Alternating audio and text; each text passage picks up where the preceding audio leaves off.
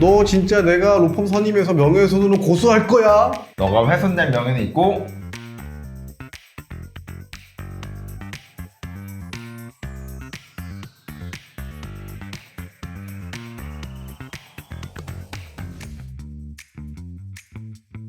여러분의 빠른 이해를 돕기 위해서 저희가 한번 극단적인 얘기를 해봤는데요. 오늘 주제는 바로 명예훼손이 되겠습니다. 제가 요즘 드는 생각이 과거에 비해서 명예훼손죄나 모욕죄 같은 걸로 사무실에 상담 오시는 분이 정말 많아졌어요. 매번 하시는 이야기가 뭐냐면 아니 도대체 이게 뭐라고 저를 명예훼손으로 고소해요? 라는 말이에요. 명예훼손이라는 것에 대해서 들어는 봤어도 명예라는 게 도대체 어떤 걸 의미하는지 잘 모르는 분들이 많더라고요. 명예훼손죄에서 다루는 명예는 사람이 사회에서 살아가는 데 있어서 그 사람이 가지는 가치를 의미합니다. 명예훼손죄는 형법 307조에 해당하고 있습니다. 만약에 누가 나에 대해 안 좋은 이야기를 막 계속 퍼뜨리고 다녀요. 그럼 정말 괴롭겠죠? 근데 그럼 내가 그게 사실이 아니든 일단 그 얘기가 동네방네 퍼진 이상 나는 이상하게 고개를 못 들고 다니게 되는 등 정말 심적으로 많은 피해가 발생하게 될 겁니다. 그 안 좋은 이야기를 퍼뜨리고 다니는 게 바로 명예훼손죄에 해당하는 거예요. 생각보다는 쉬운 개념이죠? 별거 아니라고 생각할 수도 있는데 명예훼손 피해자가 겪게 되는 피해가 꽤 클 수 있습니다. 가해자 또한 생각했던 것보다 결코 가볍지 못한 처벌을 받을 수 있어요. 이 명예훼손이라는 것에 대해서 정확히 어떤 경우에 성립하는지 조금 더 자세히 알아보도록 하겠습니다. 우리나라에서 명예훼손죄가 성립하려면 4가지 요건이 충족돼야 되는데요. 첫 번째, 공연성이라는 게 있어야 하고요. 두 번째, 사실이나 허위 사실을 적시하고, 세 번째, 그 사실의 대상이 누구인지 특정되어야 되고, 네 번째, 명예훼손을 하려는 고의가 있어야 됩니다. 여기서 말하는 공연성은 일단 듣는 사람이 있어야 한다는 뜻이고요. 카카오톡 1대1 채팅에서는 백날 써봐야 나만 보는 거니까 명예훼손이 안 되겠죠. 그리고 사실이라는 게 명예훼손 될 만한 사실이어야 합니다.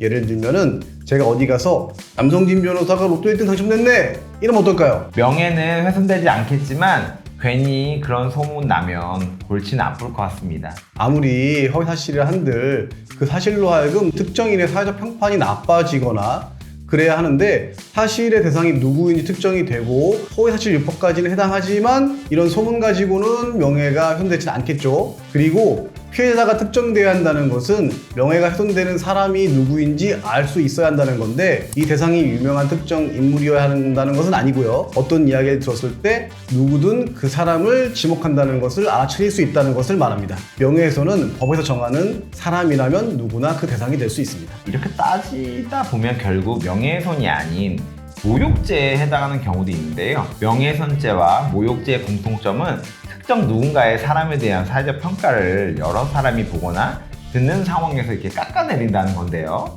다만 둘의 차이점은 구체적 사실을 적시하냐 아니면 경멸적인 감정 표현이냐에 따르는데 우선 쉽게 예시를 한번 들어볼까요?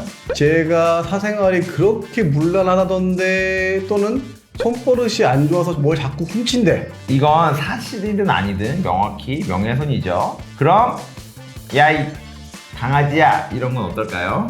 이런 건 경멸적인 표현에 해당한다고 볼 수 있습니다. 이렇게 명예훼손죄와 모욕죄는 공통점도 있으면서 각각 차이점도 있는데요. 처벌 수준의 경우에 모욕죄보다 명예훼손죄가 가벼운 편입니다. 모욕죄는 200만 원 이하의 벌금 또는 1년 이하의 징역, 명예훼손의 경우는 500만 원 이하의 벌금 또는 2년 이하의 징역입니다. 벌금 얼마 안 되네 뭐 이렇게 대충 대응했다가 전과가 남아버리면 나중에 분명 후회할 순간이 생길 수 있기 때문에 가벼이 여기지 말고요. 해당 혐의로 조사를 받게 되었다면 변호인의 조력을 받을 것을 추천드립니다. 혹시 뭐 인스타 라이브, 카톡 이런 거 같이 사이버 명예훼손이라는 게 따로 있다는 사실을 아시나요? 이 정보통신망법 제70조를 보면 사람을 비방할 목적으로 정보통신망을 통하여 공연히 사실을 적시하여 타인의 명예를 훼손한 자는 3년 이하의 징역이나 금고 또는 2천만 원 이하의 벌금, 그리고 허위 사실을 적시하여 타인의 명예를 훼손한 자는 7년 이하의 징역, 10년 이하의 자격정지 또는 5천만 원 이하의 벌금이라고 명시가 되어 있는데요. 정보통신망은 인터넷이죠. 인터넷에 뭐 하나 올리면 금방금방 퍼져나가잖아요. 피해자가 겪을 피해가 그만큼 더 크기 때문에 일반적인 명예훼손죄보다는 형량 자체가 차원이 다릅니다. 제가 걸그룹 중에 특히 아이브라는 걸그룹의 노래를 좋아하는데요. 아이브 소속사인 스타쉽은 제대로 사이버 레카 유튜브 채널들과 전쟁을 하는 것 같더라고요. 특히 탈덕수용소라는 채널을 상대로 국내뿐만 아니라 해외에서도 소송을 제기했는데, 만약 이런 사이버 레카 채널의 경우 사이버 명예훼손죄로 처벌을 받는다면 엄청 셀 것 같습니다. 이런 사이버 레카 말고도 댓글, 게시글 등 정보통신망 내에서 발생한 명예훼손의 경우 일반적인 명예훼손보다 무조건 형량이 높을 수밖에 없습니다. 내가 명예훼손으로 고소를 당한 입장이라면 어떻게 대응하는 게 좋을까요? 일단 내가 인터넷에 글을 어떻게 썼는지, 아니면 어디 가서 무슨 말을 했는지 한번 되돌아볼 필요가 있습니다. 단순한 의견 표명 정도에 불과했다면 처벌까지 받을 만한 상황은 아니겠죠. 내 행동들이 영상 앞부분에서 언급한 것처럼 명예훼손죄 성립 요건에 해당하는지 따져보시고, 만약 혐의가 인정된다면 무조건 합의해야겠죠. 명예훼손죄는 반의사불벌죄라고 해서 피해자가 처벌을 원하지 않으면 처벌되지 않습니다. 전과는 남아서 좋을 게 없고, 조사받고 재판도 받으려면 그 결코 쉬운 일이 될 수 없어요. 다만 피해자와 무리하게 합의를 시도했다가 오히려 스토킹 처벌법에 의해서 처벌되는 사례 등 사안이 복잡해질 수 있습니다.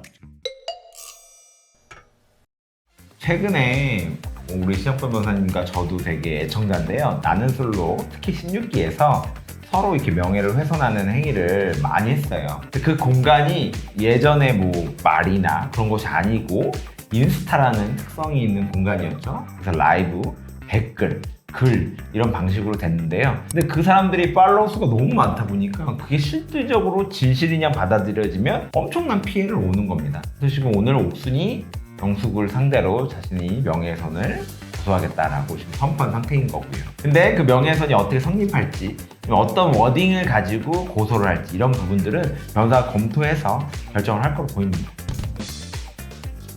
결론적으로 명예훼손은 정말 사안이 다양해서 저희가 말씀드린 내용과 실제 여러분이 처한 사항이 다르게 흘러갈 수도 있기 때문에 사안을 완벽하게 해결하고 싶다면 그 주변에 경험이 풍부한 청사 전문 변호사의 도움을 받을 것을 추천드립니다. 사이버 명예훼손, 그리고 통매음 등 형사 고소로 어려운 상황을 겪고 계셔서 궁금한 점이나 하고 싶은 이야기가 있다면 많은 댓글 부탁드립니다.